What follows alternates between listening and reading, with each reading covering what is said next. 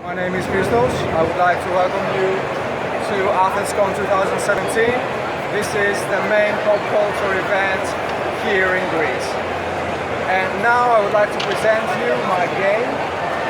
It's called The Race of Gods, Call of Olympus. I am the designer and the artist. And now I would like to explain to you a little bit more details for the game. So, there are 12 characters in the game. Every character has their own cards. And every character has their own attributes. So the first one is movement, life, mana, basic attack, basic defense, and a special ability. So let's say we take Athena. So we have to put the marker for life at 6 and for mana also at 6. Mana recharges at every round, life does not. Every character has their own card deck, which is comprised of 4 kinds of different cards. So these cards are attack cards, defense cards, spells that have the scroll icon, and traps, which have the trap icon. Every trap and every spell have their own mana cost. Now, some spells or some traps have to be mentioned before combat begins. So they have this special icon over here. Let's go through the game sequence a bit. So every one of us have card limits of 7 cards. So we start from the cards from the previous rounds and we discard up to 3 that we don't like. And then we draw up to 7 so that we can fill our hands. When we have done this, it's time to put down the traps. And how the traps are played is like this. So we take the trap can be triggered by movement, it can be triggered by spells as a counter, or it can be just a damage trap. So we just put it down, we take one of these discs and we specify the player that we have targeted, and we put it down like this. So nobody knows except you what is a trap and whom you have targeted. Traps can be specific and can be also general.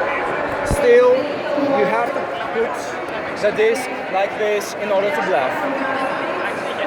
So when the trap is triggered, you show it to the people, you pay the mana, and you let the other player make a counter if they can. So this is about the traps. And let's go to the random events. What are the random events? The random events are the rest of the gods who are the spectators, and they throw spells at you. And these spells can be positive, negative, or even mythological monsters, which when they come out, they instantly attack you. I will explain combat a little bit later. So each of us gets their own personal random events, and then we go to our personal rounds. So in your personal rounds, you have 3 possible actions: movement, combat, and spell in any turn that you want. So let's first start with movement. In movement, you can move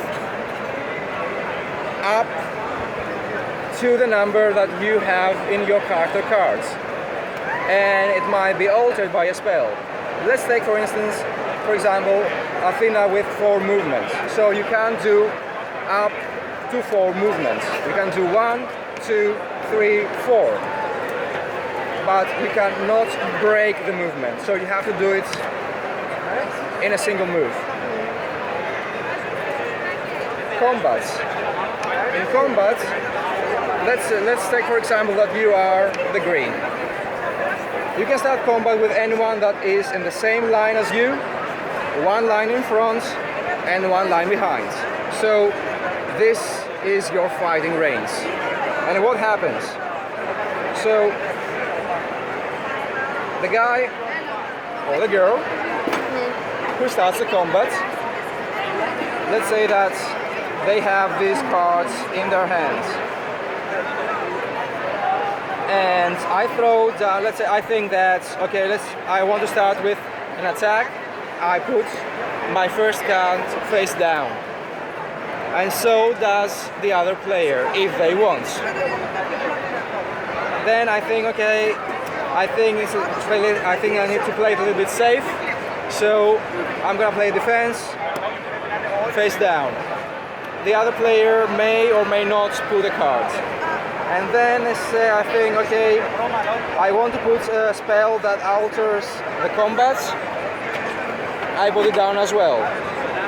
And then I want to use a card that has no meaning at all for combat. Or I may have run out of mana. I play it because I want to bluff, so that in order to make the other player throw more cards. So when each of us have made our decks, the other players are allowed to put cards either on my deck or the other players, or even on both if they want. Then we open up the cards, we separate them into defense and attack, and we count the difference. So let's say that Athena takes 2 damage. Her life goes down. So what happens actually when life goes to 0? Do you die? No, you're a god, you don't die. So what happens? First you have a movement penalty. So if you have moved for this round, you do nada for the next round. If you haven't moved this round, you just stay off for this round and you start from the next with full life and mana. And you take a Charon token. You know the guy? I hope you don't. So the Charon token decreases our card limit by 2 cards. So our hand limit is 7, right? So you take one of these, and now it is 5. And you take maximum of 2, so your minimum card limit is 3. You will die twice. It goes to 3, and then it doesn't matter how many times you die, it's still 3. And this is the combat between players. The combat with monsters goes like this. So each monster has their own stats. And when they come out, they instantly attack you. So first you have to defend against their attack. Then you can try killing them. If you don't kill them, they will stay in front of you and they will block your movement for this round. If they stay, then the next round Zeus just zaps them and they're off. If you manage to kill them, because more or less you need 2 cards, 1 attack and 1 defense, in order to kill them, you take 2 cards from your deck as loot. This is the combat. And about the spells, you can play as many as you want in your rounds, as long as you have the mana to play it. Remember that your mana is recharged fully in every round. And that's more or less the game. I hope it was understandable, more or less.